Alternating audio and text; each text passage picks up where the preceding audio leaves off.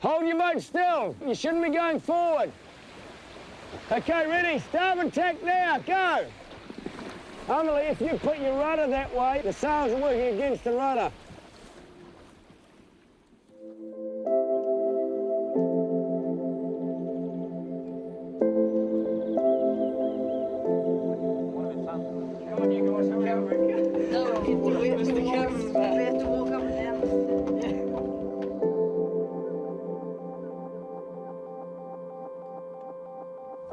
When I think back to my early sailing days, you know, they're great moments. I mean, it's a fantastic experience getting in a boat for the first time, being a little bit challenged by the conditions, you know. I originally learned to sail in Wellington and then moved to Dunedin, so two predominantly pretty windy places.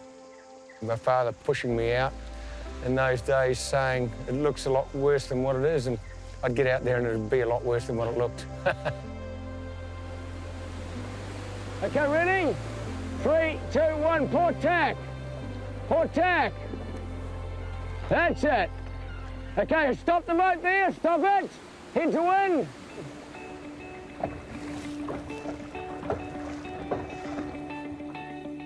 Let your jib go. Lucas, that jib's blowing you in towards them. You don't want to set the jib like that. Ease the jib.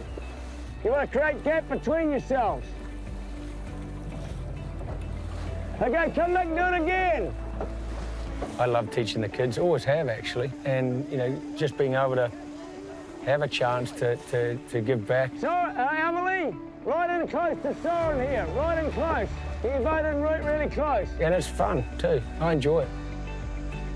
I think sailing is a great sport in that it brings the whole family together. You know, you go to events, it's getting there, it's meeting the other families, it's mixing with the other kids. But then when you get out there on the water by yourself, it's all about that independence. It's all about you having to make the decisions. And I think it's a great sport for giving the kids the confidence to actually go out and learn about things themselves and make decisions themselves.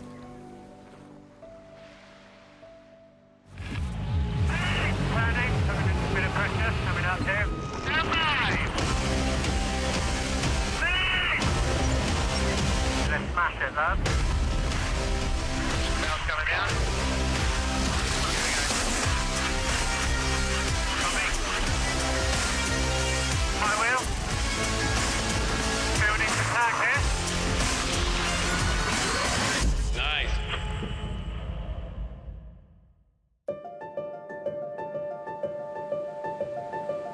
Close to his home and close to his heart, Sir Russell Cootes' local Manly Sailing Club, an hour north of Auckland, is a far cry from the all-new high-tech F1 world of Sail GP. But both represent his passion for the sport and what he believes sailing should be. It's okay, it's flagged, let's race. Cootes wants to redefine the sailing landscape with Sail GP, the world's fastest catamarans designed and built here in New Zealand, nation competing against nation on a regular circuit with one winner takes all. And with equal technology, the champions will always be the best sailing team. Let's go. We have 6 teams from 6 different countries, 6 identical boats that are absolutely state-of-the-art. And we're going to easily see the boats break the 50-knot barrier, top of the top in terms of performance. We first started thinking about this idea after the 35th America's Cup. We felt that the teams had unequal technology, and in some ways that made the racing not so interesting when one boat was far ahead of another boat because it was simply faster. So, no design race, just one F-50 rocket ship, built in Warkworth, north of Auckland, where Kiwi engineers are constantly working to make it faster. I kind of liken it to low-level flying in a jet fighter, and yeah, you go from 0 to 100 pretty quickly. Unfortunately, we haven't cracked 50 knots yet, and we still want to be the first team to do that, that's for sure. Yeah, the speed really is exhilarating. The G-forces are extremely high. Whenever you move around a corner, you know, your body's getting thrown one way or the other, and you know, to a point where these guys are actually hooking into the boat now. They've got harnesses that they clip on to keep them attached to the boat so that they can't go flying off. If you push too hard, they do bite back. We've seen capsizes, we've seen a lot of injuries, we've seen people fly off the boat, and these things are dangerous, and And there might be some young teams now who just keep their foot on the accelerator, and you can definitely get bit by these boats. So it really just comes down to purely sailor skill. Every single boat in the series, all 6, are all the exact same. And, well, apart from the colour scheme, you know, we've all got our own colours, and it's fantastically, you know, we all feel very proud of representing our nation. Pretty short this way, lads. Olympic gold medalist Nathan Outridge was one of the first sailors that Russell Cootes headhunted. His foiling experience in 2 America's Cups with Team Artemis made him an obvious choice to head up one of the teams.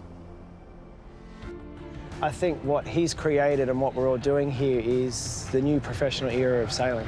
Russell called me and said, hey, look, we're putting together this event. It's called Sail GP. We're basically going to improve the boats that were from the previous America's Cup. We're going to make it fleet racing, and I think this is right up your alley. Are you interested? Mate. What he sees for the future of sailing is exactly what a lot of us younger sailors see. You know, we want to have a professional circuit that we can compete in every year. We want to travel to some of the best venues in the world sailing the fastest boats. Russell thinks that there should be this professional circuit to put sailing on the map and give all the sailors and all the boat builders and designers, you know, full-time employment, you know, every year, and that's what we're doing here. The new F50s are as much as 20% faster than the last America's Cup boats, and Outridge was instrumental in helping to move the design forward. The Artemis Technologies Group, who are based in the UK, took basically the back half of one of these boats with the wheel and all the buttons and switches that make the boat work, put it on a 3D moving motion sensor platform with a wraparound screen, and we went sailing for a few days. And they are hard to sail. In fact, I gave it a shot in the simulator. Wow, I got a bit of a surprise that they are really difficult to sail. I don't know, frankly, how they do it. How, you know, in a way, I think of, you know, I'm 57 years old. If I jumped on there, I'd just be totally lost, I think, you know.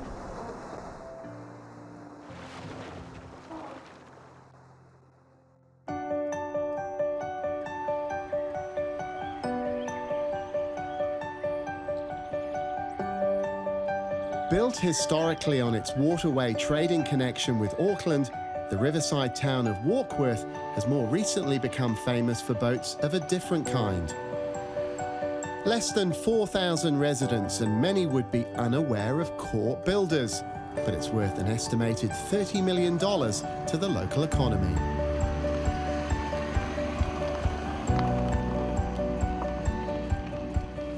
My name's Graham Allen. I'm described these days as a composite technician. A lot of people ask me why I'm still working and why I'm not retired. It's this place. I love to go to work. It's great. Get up and look forward to it every day. And can't get better than that. Graham is one of 76 staff that have helped to win 2 America's Cups. In those days, this was enemy territory. Oracle running a top-secret operation, trying to stay one step ahead of its rivals. Now it's all about developing F50s for Sail GP, and New Zealand film crews have been allowed in for the very first time. Because of the America's Cup we've been involved in the past, it's not secretive, but it's, you know, we don't broadcast exactly what we do, so a lot of people haven't seen what we get up to. And with Sail GP being more exposure, people are starting to realise what we're doing. There's a beam fairing that sits on the back of the beam, and this is plastic filmed right out to here with a trailing edge, and you can see there they are there. They're as light as we can make them, as strong as we can make them. To stand on the seawall and see 6 boats on their moorings, knowing what I've individually built on those boats and what all the team have done on these boats is just amazing. It really is. It's surreal. It's absolutely immense.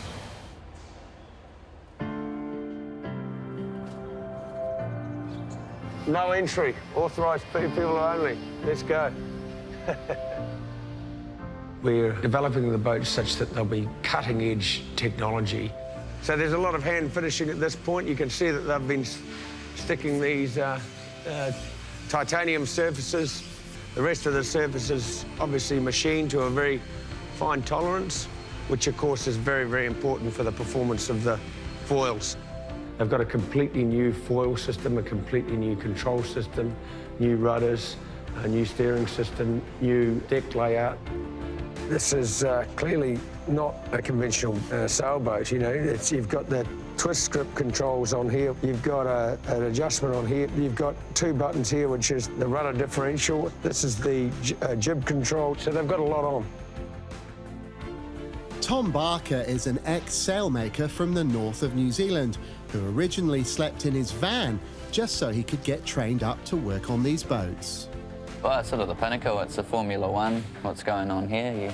You get to do some things that you'll probably not see anywhere else other than a NASA factory or something like that. It's pretty full on. Certainly the learning curve is pretty aggressive.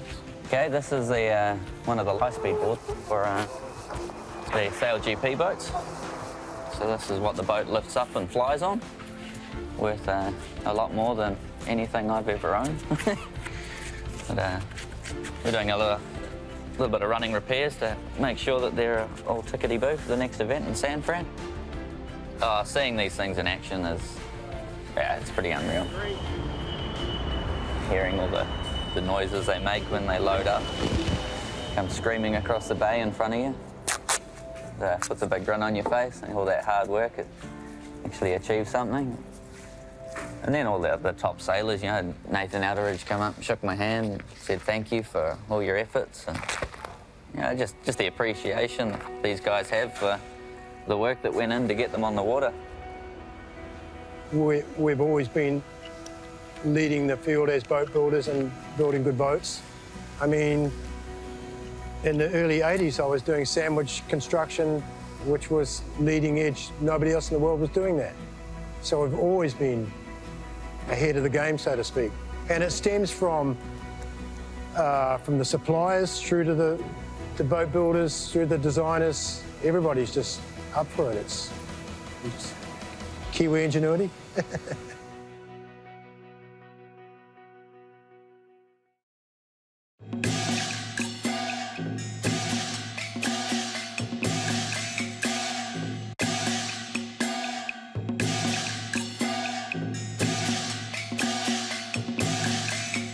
It's a bit of an interesting one. I guess a Kiwi boy sailing for China, but what they've done is they've set me a target. They said you've got to have a fully crewed Chinese team in 4 years' time and put yourself out of a job. So, world's best and worst job description, I guess. Look, the sport is pretty underdeveloped, I'd say, in China, especially at a top professional level. And the big thing for the circuit is to involve these countries and not sort of shut them out. Jayo.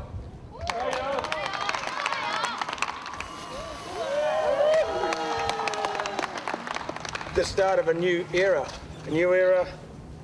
for Chinese sailors. Tuanji Quiet Le.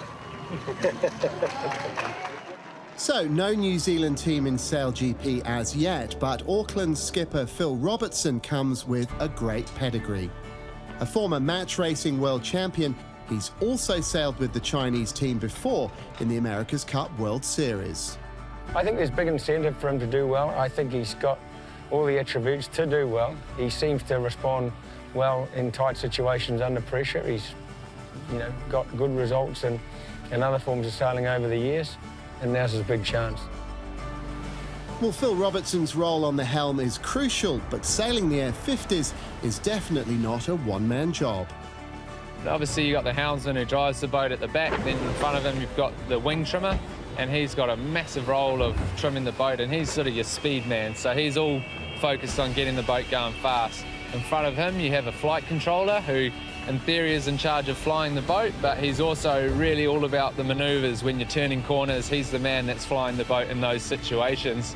In front of them, you've got two guys who are the powerhouse, and they're grinding away, keeping the wing trimmed and sort of doing all the grunt work. So they're working at max heart rate for the whole race, and the other guys, three guys at the back, are trying to stay as calm as possible at super high speeds. I guess 45, 50 knots, that's 100 kilometres an hour, and it's pretty scary when you're sailing on a knife edge above the water, and if you get it wrong, it's and the amount of G-forces that are in all the turns, because you basically want to go from one direction in the other direction as fast as possible. And you whip these boats around the corner, and the amount of times that I've been thrown out of my cockpit while driving is, yeah, I can't count them anymore. So basically with that, obviously the safety has to go with the speed. One thing we've done is we've all gone through a safety course where you basically get drowned for a couple of days and learn how to just relax underwater without having oxygen.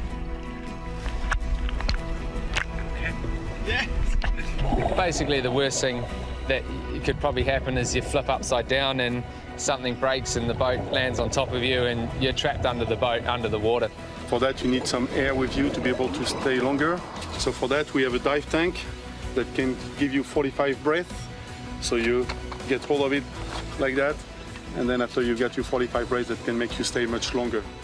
There's a lot of risks, for sure. And, you know, risk of crashing, especially with more boats on the line and more boats going around that reach mark. The risks are much more than we've seen before with 2 boats racing at a time.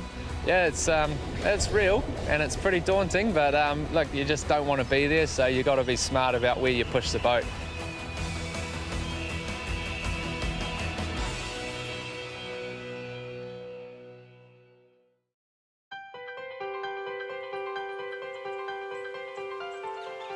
And so to Sydney in the first ever SailGP event.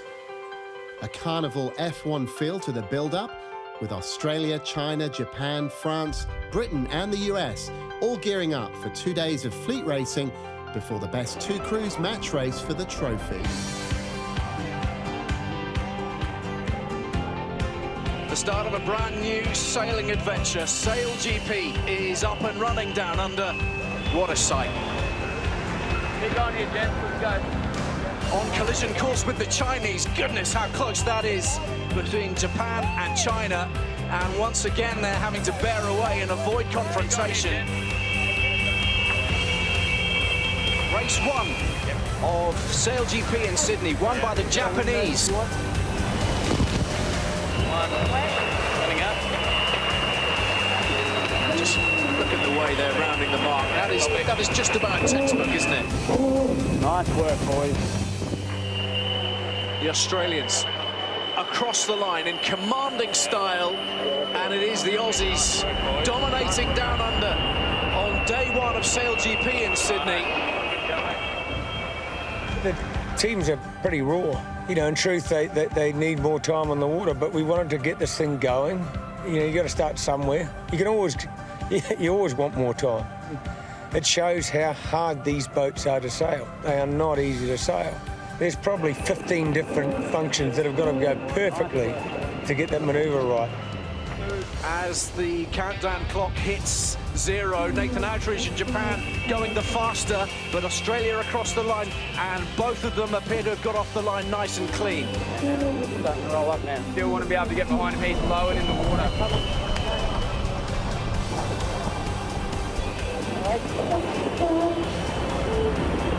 Okay, let's get over the hump here. Big one. Go in, go in, go in, go in.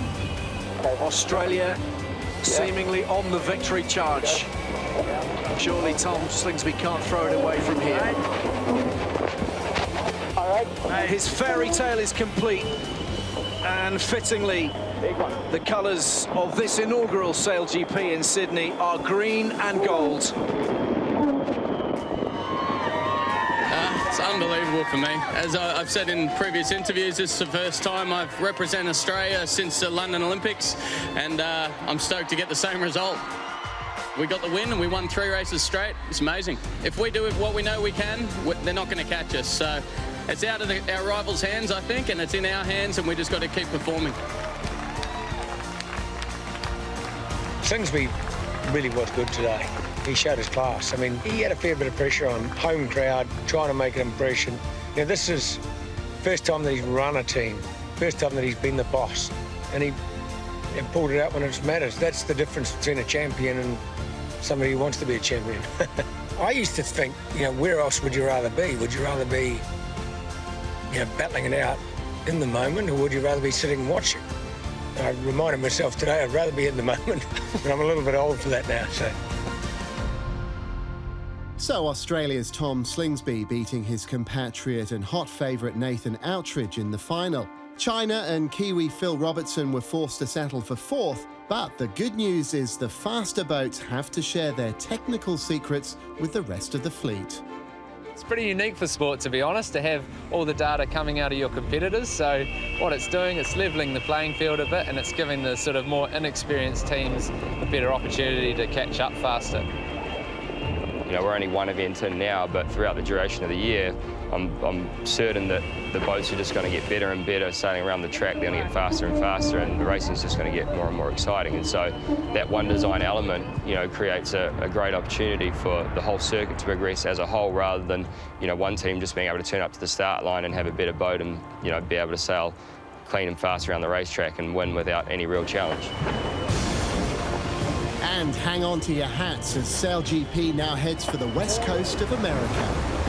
Well, you know, San Fran's going to be a really exciting event. We know it's predominantly a windy venue. It's renowned for that. And with these boats, you know, when you get more wind, they go faster and faster. And so what we saw in Sydney, where the boats were sort of topping out around 25 knots, you'll see them doing close to double that speed. So they'll be closer up to the 50-knot mark, which is almost 100 kilometres an hour, which makes the decision-making extremely important. The boats will be getting closer together. There'll be crashes and spills with boats coming up with foils at marks, and overall it'll just be a more exciting event to watch. This is the start, it's not the finish. You know, we've got a lot of things that we're going to develop and make it even better. This is our first event. We'll get better and better.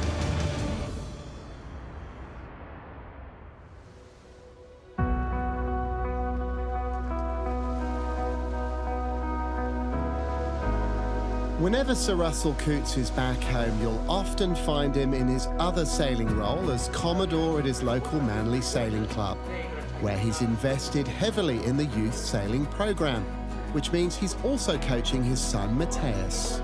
You level it back and you're actually moving faster at that point. When you want to trim on? Absolutely, I said you want to trim on. Yeah, but no, like... Well, you kind of saw it upstairs. He doesn't really listen to me.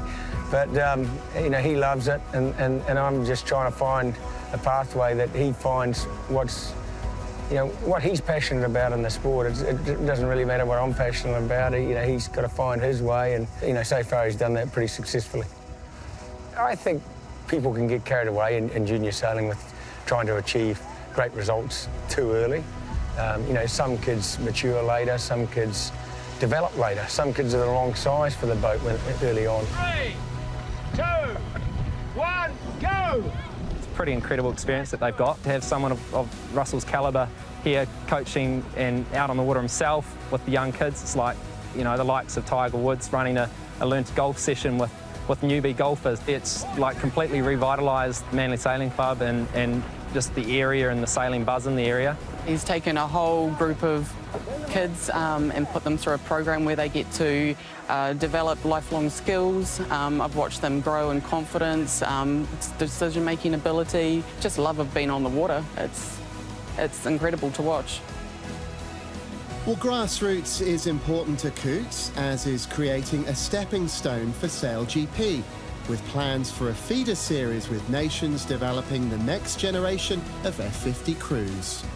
SailGP is definitely aimed at being a pathway for kids to come through. So one of the things we're doing is we're setting up that youth program with pretty advanced boats so that the teams can bring sailors in, because don't forget there's a strong nationality rule, and then train them and hopefully create a pathway such that they then can come into the top level of the sport. And hopefully it won't be long before some of our young Kiwi sailors will be able to represent their own country in SailGP. I'm hoping we'd see a New Zealand team in probably 3 or possibly 4 years' time, if there's still room. But it's certainly one of the things that's in the back of my mind is eventually doing a New Zealand SailGP team. So roll on San Francisco in the next regatta. And as SailGP sets a course for F1 status, New Zealand can take a huge amount of pride in helping to design, build and steer sailing into the next era.